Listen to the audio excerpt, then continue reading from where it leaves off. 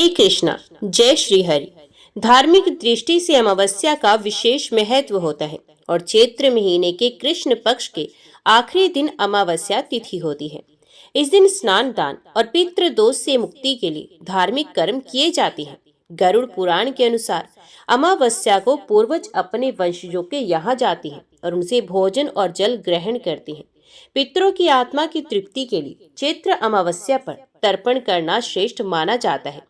चैत्र अमावस्या के ठीक अगले दिन से ही 9 दिनों तक चलने वाले चैत्र नवरात्रि पर्व की भी शुरुआत हो जाती है और इस बार चैत्र अमावस्या के दिन साल 2025 का पहला सूर्य ग्रहण भी लग रहा है। ऐसे में आपको बताते हैं ये सूर्य ग्रहण कब लगेगा, क्या भारत में दिखाई देगा, चैत्र अमावस्या के दिन कौन कौन से शुभ योग बन रहे हैं, अमावस्या का व्रत और स्नान दान किस दिन किया जाएगा, किन किन चीजों का दान करना चाहिए और किन किन चीजों का दान नहीं करना चाहिए। अगर आपको जानकारी अच्छी लगे तो वीडियो को लाइक करके हमारे चैनल पर इस दिन चैत्र अमावस्या की कथा भी जरूर सुनिएगा।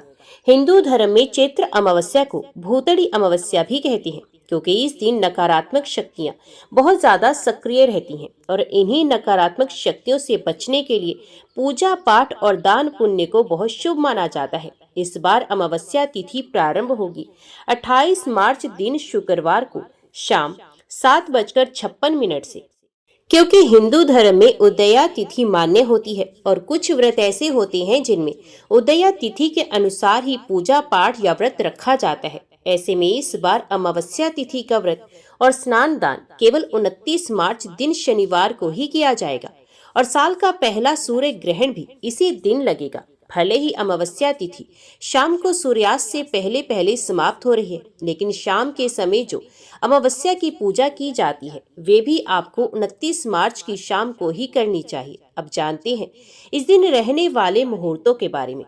29 मार्च शनिवार को सूर्य उदय सुबह 6:25 पर होगा और सूर्यास्त होगा शाम 6:37 पर। ब्रह्म मुहूर्त सुबह 4:48 से 5:36 तक रहेगा। ब्रह्म योग रात 10:04 तक रहेगा और बाद में इंद्र योग प्रारंभ हो जाएगा। पितरों के निमित्त श्राद्ध तर्पण आदि कार्य अमावस्या तिथि में दोपहर के समय किए जाते हैं, तो सुबह 11:50 से लेकर 12:55 तक आप पितरों के निमित्त श्राद्ध पिंडदान आदि कार्य कर सकते हैं। राहु काल सुबह 9:10 तक रहेगा। यदि जीवन से दुख और नकारात्मकता को दूर करना है तो चैत्र अमावस्या के दिन पूजा पाठ करके अपने सामर्थ्य के अनुसार कुछ न कुछ दान दक्षिणा निर्धनों को अवश्य देनी चाहिए। इस दिन गंगा जी में स्नान करने से आरोग्यता की प्राप्ति होती है। पितरों का श्राद्ध और तर्पण करने से पितरों का आशीर्वाद मिलता है और पितरों को वैकुंठ धाम मिलता है। अमावस्या तिथि पर पितरों की आत्मा की तृप्ति के लिए ब्राह्मण को भोजन कराया जाता है। इन धार्मिक कार्यों को करने से पितृ दोष भी दूर होता है, क्योंकि इस बार शनिवार के दिन अमावस्या तिथि पड़ रही है।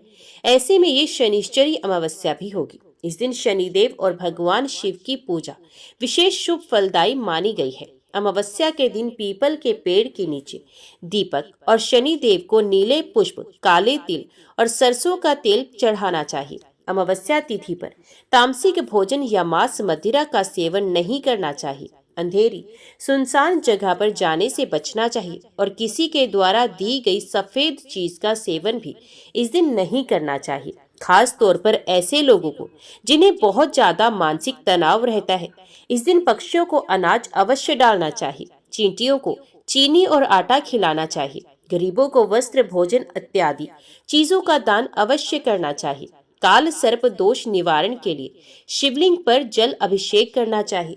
नाग देवता की पूजा करनी चाहिए और चांदी के नाग नागिन का जोड़ा जिन्हें पूजा करने के बाद बहते हुए जल में प्रवाहित कर देने से भी काल सर्प शांति होती है। इस बार क्योंकि सूर्य ग्रहण अमावस्या तिथि पर लग रहा है, लेकिन ये सूर्य ग्रहण हमारे देश भारत में दिखाई नहीं देगा, इसलिए इसका कोई भी सूतक या कोई भी अशुभ प्रभाव हमारे देश में नहीं होगा। ऐसे में आप अमावस्या की पूजा हो या फिर नवरात्रि की शुरुआत हो आराम से कर सकती हैं। गर्भवती महिलाओं को भी इस ग्रहण से डरने की कोई भी आवश्यकता नहीं होगी। ये थी आज की वीडियो, आज की जानकारी। अच्छी लगी हो तो वीडियो को लाइक जरूर कीजिएगा।